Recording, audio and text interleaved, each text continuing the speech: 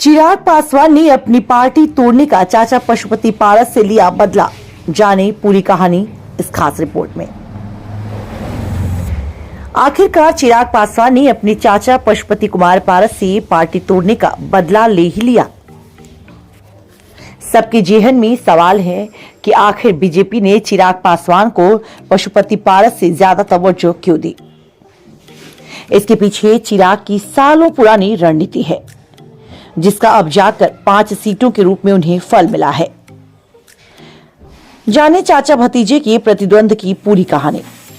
उससे पहले आप सभी दर्शकों से गुजारिश है, अगर आप चैनल पर नए हैं तो अभी सब्सक्राइब कर लें, वेल में जाकर ऑल को सेलेक्ट करें, जिससे हमारी हर पहली खबर आप तक सबसे पहले पहुंचे। अब आपको बता दें कि चिराग पासवान और पशुपति पारस के बीच का ऐसा क्या मसला है जिसकी वजह से अब राजनीति में थोड़ा बदलाव आ गया।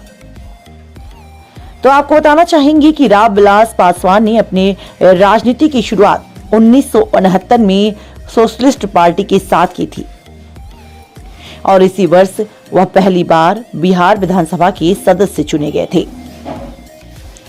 1977 में वह पहली बार हाजीपुर लोकसभा क्षेत्र से सांसद चुने गए थे। रामविलास पासवान 8 बार हाजीपुर से सांसद चुने गए थे। उन्होंने 2000 में लोक जनशक्ति पार्टी का गठन किया था। रामविलास पासवान केंद्र की राजनीति में एक बड़ा चेहरा थे। अटल बिहारी वाजपेयी की सरकार में मंत्री बनाए गए, फिर यूपीए की सरकार में वह मंत्री बने थे। 2014 में लोजपा ने फिर से एनडीए के साथ गठबंधन किया और नरेंद्र मोदी की सरकार में एक बार फिर से रामविलास पासवान मंत्री बनाए गए। 2019 के लोकसभा चुनाव में रामविलास पासवान चुनाव नहीं लड़े, वह राज्यसभा के लिए चुने गए। हाजीपुर सीट से उन्होंने अपने छोटे भाई पशुपति कुमार पारस को चुनाव मैदान में उतारा। 2019 के लोकसभा चुनाव से पहले रामविलास पासवान ने अपने पुत्र चिराग पासवान को पार्लियामेंट्री बोर्ड का अध्यक्ष बना दिया और 2019 लोकसभा चुनाव में चिराग पासवान के नेतृत्व में पार्टी ने चुनाव लड़ा। पार्टी ने सभी 6 सीटों पर जीत भी हासिल की। केंद्र की सरकार में रामविलास पासवान फिर मंत्री बनाए गए। 8 अक्टूबर 2020 को 74 वर्ष की अवस्था में रामविलास पासवान का निधन हो गया। इसके बाद पार्टी की बागडोर चिराग पासवान के हाथों में आ गई, लेकिन 2021 में उनके चाचा पशुपति कुमार पारस ने 5 सांसदों के साथ पार्टी पर अपना दावा पेश किया। मामला चुनाव आयोग में गया और लोजपा 2 भागों में टूट गई। चिराग पासवान के नेतृत्व में लोजपा तो पशुपति कुमार पारस के नेतृत्व में राष्ट्रीय लोक जनशक्ति पार्टी के रूप में मान्यता मिली। पशुपति कुमार पारस के नेतृत्व में पार्टी में टूट हुई। 6 में से 5 सांसद पशुपति कुमार पारस के साथ चले गए। पार्टी में टूट के लिए पशुपति कुमार पारस ने चिराग पासवान को दोषी ठहराया था। उन्होंने कहा था कि पार्टी के अधिकांश नेता एनडीए के साथ रहना चाहते थे, लेकिन चिराग पासवान ने 2020 विधानसभा चुनाव में एनडीए से अलग होकर चुनाव लड़ने का फैसला लिया था। इससे पार्टी के अधिकांश नेता नाराज थे और पशुपति कुमार पारस ने अपने आप को रामविलास पासवान का असली उत्तराधिकारी बताया था।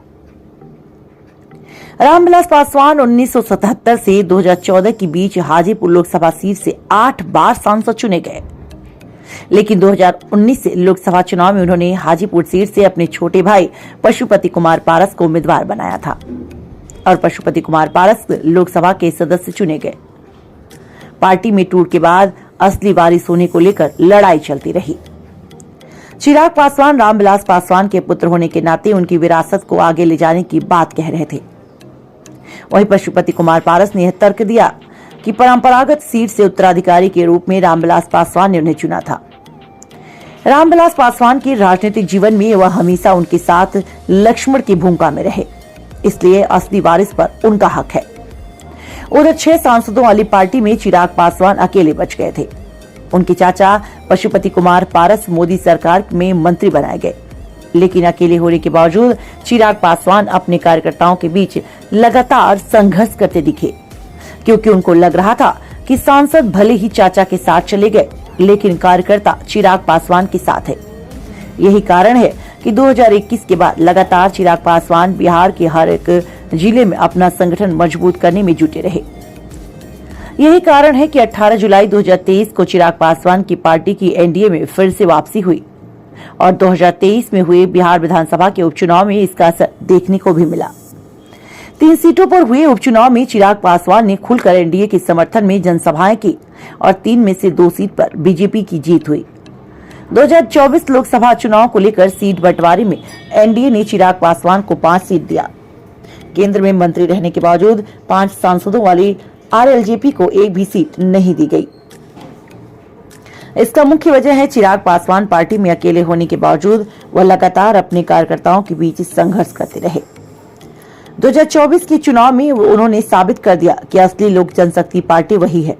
यही कारण है कि चिराग पासवान को 5 सीट दिया गया और पशुपति पारस को एक भी सीट नहीं मिली। पशुपति पारस के नेतृत्व वाली पार्टी में बगावत करके 4 सांसद चले गए थे, जिसमें वैशाली की सांसद बीड़ा देवी, नवादा के सांसद चंदन सिंह, खगड़िया के सांसद महबूब अली कैसर और समस्तीपुर के सांसद प्रिंस राज शामिल थे। चिराग पासवान की एनडीए में वापसी के बाद फिर से उनके पुराने सांसद चिराग पासवान के संपर्क में आने लगे।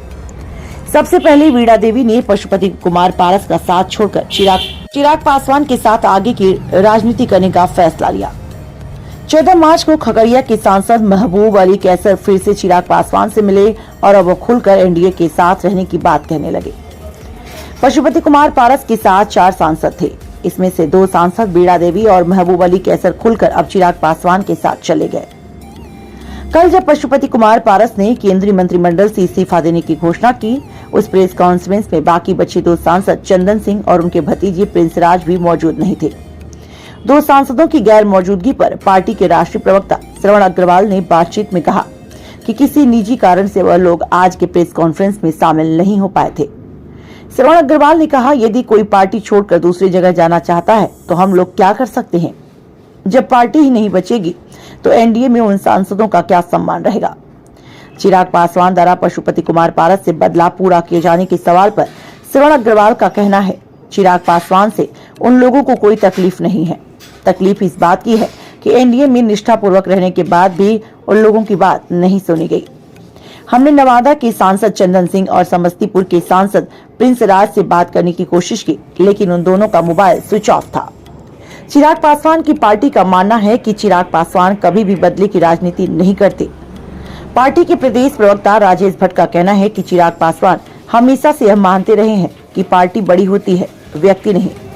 कार्यकर्ता सांसद बनते हैं, विधायक बनाते हैं। यही कारण था कि पशुपति कुमार पारस को यह लग रहा था कि सांसद उनके साथ चले गए हैं तो पार्टी उनकी हो गई है। हकीकत यही थी कि सांसद भले ही पशुपति पारस के साथ चले गए हों, लेकिन कार्यकर्ता और जमीन से जुड़े हुए सभी नेता चिराग पासवान के साथ रहे हैं। चिराग पासवान कार्यकर्ताओं को अपना मानते थे, जबकि पशुपति कुमार पारस सांसदों को अपना मानते थे। यही कारण है कि चिराग पासवान की मेहनत को बीजेपी ने समझा और उन्हें 5 सीट दिया गया। राजनीति के बारे में यह धारणा है कि इसमें कोई ना तो अस्थायी दोस्त रहता है और ना ही दुश्मन, लेकिन बिहार की राजनीति में जिस तरीके से चिराग पासवान और पशुपति कुमार पारस के बीच में राजनीतिक दूरी हो चुकी है, अब वह खत्म होती नहीं दिख रही है। जिस अंदाज से पशुपति कुमार ने चिराग पासवान को राजनीति से साइडलाइन किया था, इस अंदाज में 3 वर्ष के भीतर चिराग पासवान ने अपने चाचा पशुपति कुमार पारस से राजनीति का बदला पूरा किया। इसको देखकर तो यही कहा जा सकता है कि चिराग पासवान का राजनीतिक बदला पूरा हुआ। ऐसी खबरों के लिए और ऐसी जानकारी के लिए जुड़े रहें हमारे साथ, देखते रहें संपूर्ण पब्लिक न्यूज। धन्यवाद।